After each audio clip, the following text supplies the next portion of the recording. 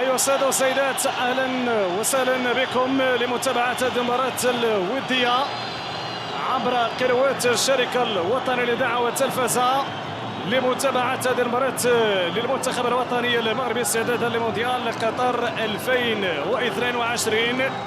دخول المنتخبين رقعة الميدان في انتظار صافرة هذا الموعد، في انتظار بداية هذا الحوار بين المنتخبين. المنتخب الوطني المغربي كما تابعنا من خلال الندوة الصحفية المدرب وليد الركراكي الذي يأكد بأنه اليوم يواجه منتخب محترم، منتخب بإمكانيات وأسماء كبيرة بإمكان أن تكون محك حقيقي للنخبة الوطنية. الوقوف على مدى جاهزية مجموعة من الأسماء، كذلك البحث عن التوليفة، البحث عن الأشياء الإيجابية في أداء المنتخب الوطني المغربي.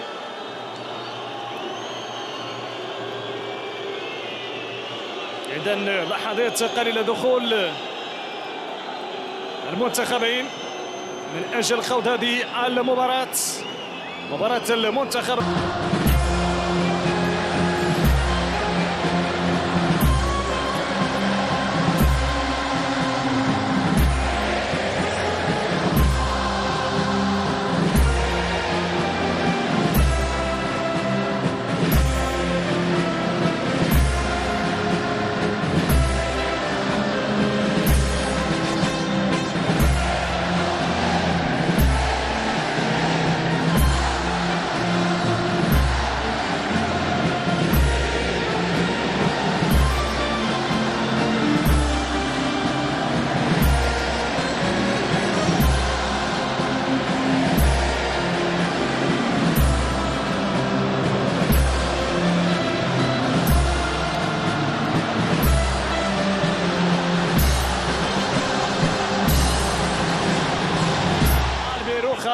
مونديال قطر رفقة الباراغواي قبل أن يتولى تدريب بطل أمريكا الجنوبية مرتين. اليوم في مواجهة وليد الركراكي، تحدي كبير من جانب وليد كما قلنا الذي حمل قميص المنتخب الوطني المغربي كلاعب، وكان من الأسماء التي قادت الوصول لنهائي كأس أفريقيا نسخة تونس 2004، النسخة التي يمكن أن نقول هو الجيل الذي لم يتمكن من تولي كأس العالم، لكن الآن تمنح الفرصة لوليد بقيادة المنتخب الوطني في كأس العالم قطر 2022. تنطلق المباراة نسخة أمريكا الشمالية إن شاء الله بين المنتخب الوطني سفيان بوفال، ومخالفة لفائدة المنتخب الوطني، مخالفة يشير الحكم لفائدة أشرف حكيمي. حكيم زياش تسدد بشكل مباشر بطرف أشرف حكيمي تسدد كرة ترتطم بحيث تصد منتخب الشيلي. زياش الانطلاقة من جانب زياش، العرضية والتمريرة، فرصة خطيرة، هنا الكنترول، هنا المحاولة، هنا التسديدة جات من طرف نصير المزراوي. أول تهديد لفائدة المنتخب الوطني. نتابع الإعادة، استلام من حكيم زياش المغربي. إذن حكيم زياش الراسية، جميلة اللقطة، الراسية كانت رائعة بعد الارتقاء كان من جانب عناصر المنتخب الوطني. لاحظوا الدورة، نتابع ردة الفعل، سلال جميل ورائع من طرف سفيان بوفال. حكم مطالب بتوجيه سفيان بوفال، طريقة جميلة، والحكم يقول خطأ لفائدة منتخب الشيلي. مطالبة بركلة جزاء، أظن بأنه فيها انطلاقة في الخطورة العرضية والتغطية الدفاعية المغربي. هذه اللقطة سليم إملاح متحرك على مستوى يحضر الاسيست من جانب حكيم زياش. حكيم عبر القائم الثاني، فرصة خطيرة، مرت محاذية الكرة أمام المدافع أشرف داري.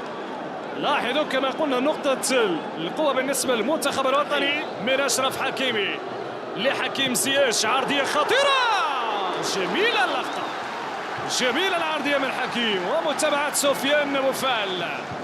مرت الكرة لساشيا اليمنى لمنتخب الشيلي، يقوم سفيان بوفال عملية افتكاك الكرة من سليم ملاح، يطالب حكم المباراة استلام سياس سددها وبين الحارس برايان كورتيس.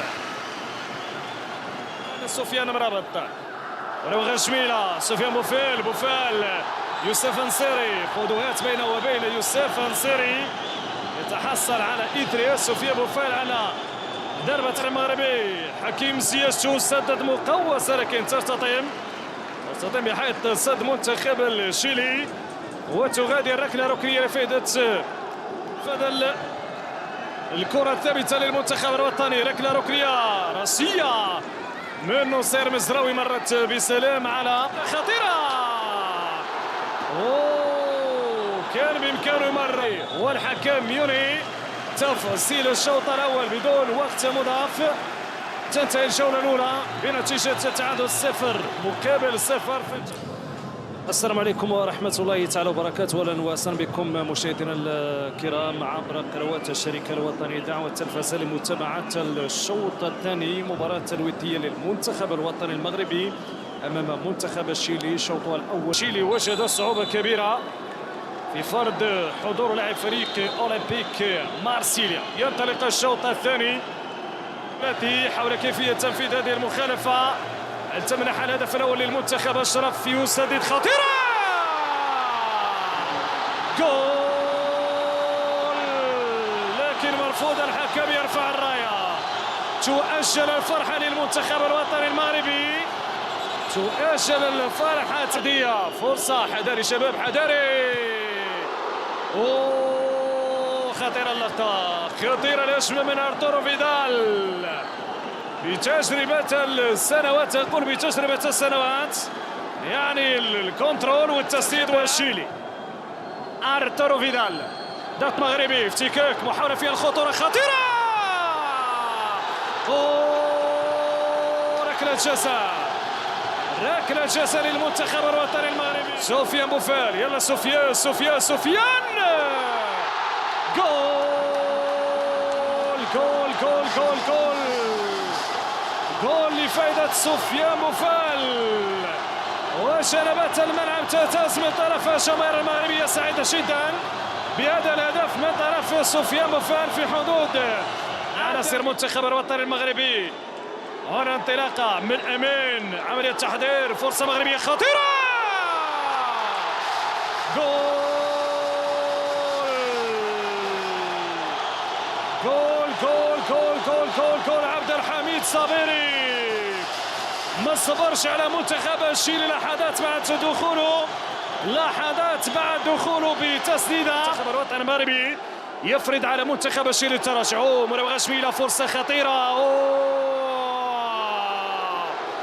فرصة رائعة للمنتخب الوطني المغربي. برافو، حماس عبد الحميد صابري. والمخالفات تحتسب الأهم والأجمل في كأس العالم بحضور جمال. تغطية تسديدة، ياسين، برافو ياسين، برافو ياسين مونو. هنا توغل من جانب أمين حارث ومخالفة يشير الحكم لفعل أولمبياد 92. والحسين وشلة في المباراة. انتصار المنتخب الوطني المغربي بهدفين.